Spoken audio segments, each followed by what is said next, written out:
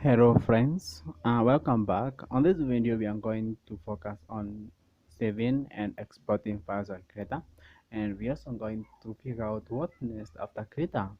So for you to save a design on Krita, I'm just going to use this name we made in the previous video. So just click on file, then click on save. The shortcut for that is Ctrl S. I rarely use shortcuts, but you just use shortcut if you really like shortcuts. And now I can save it in different formats. For you to see format, just click on save as type, then the drop down, and be able to choose different format that you want to save your document on. You can either use create a document, that is KM.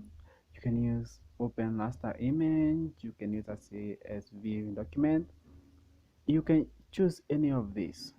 People mostly use create a document if you want to edit again.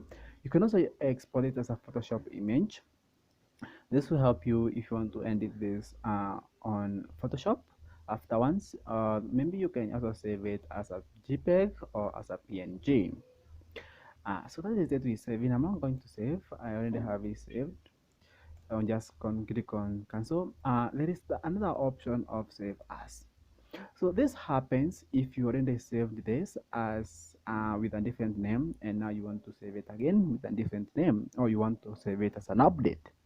So you just click on save as and type the name you want to use, and like that you just go ahead and choose the format you want again, and again save. I'm not going to save it again. I'm just going to cancel. The other option is export. So you just click on export, and this again enables you to choose maybe just choose a name like FF, and then click on save, and like that it's exported, but it's not saved. I just exported it. So if you want to look above here, it still indicates not saved. Okay, but I have exported it and it's quite independent from this. So in case I want to edit it and I want to make updates, I cannot update whatever I just exported unless I import it back. Okay, so now there is another export option, that is export advanced, and the last one. This one allows you, maybe let me use another name like Gigi. This one allows you to change several features before export. So once you click on export, you'll be able to see this window, which allows you to choose the pixel dimensions and the print size. It's up to you. You can increase, you can choose a filter.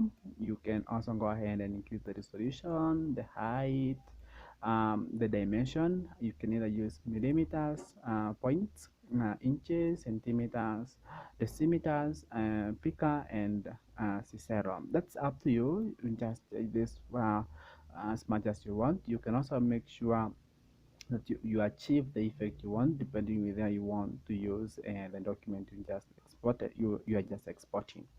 So I don't want to export it, so I just cancel, and like that you have all your documents saved. So that is it about exporting and saving. Let's talk about what next after Krita. Maybe you're asking yourself, so after I've made something in Krita, can I use it on a program? Yes, you can. Maybe you want this name as a 3D. You can export this and upload it on a 3D software like Breda, which is also open source and free. Maybe you want to use it on Photoshop. Maybe you want to add it on something on Photoshop. You just export it as a Photoshop image and upload it to Photoshop and continue editing.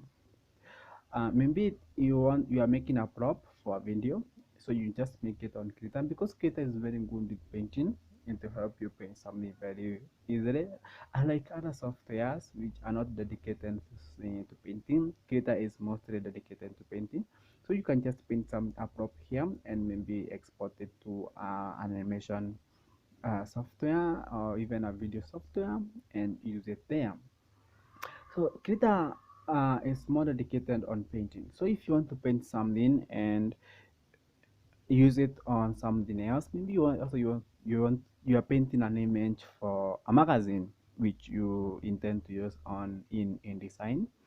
So just paint it here, and afterwards you can export it to InDesign and use it in your magazine.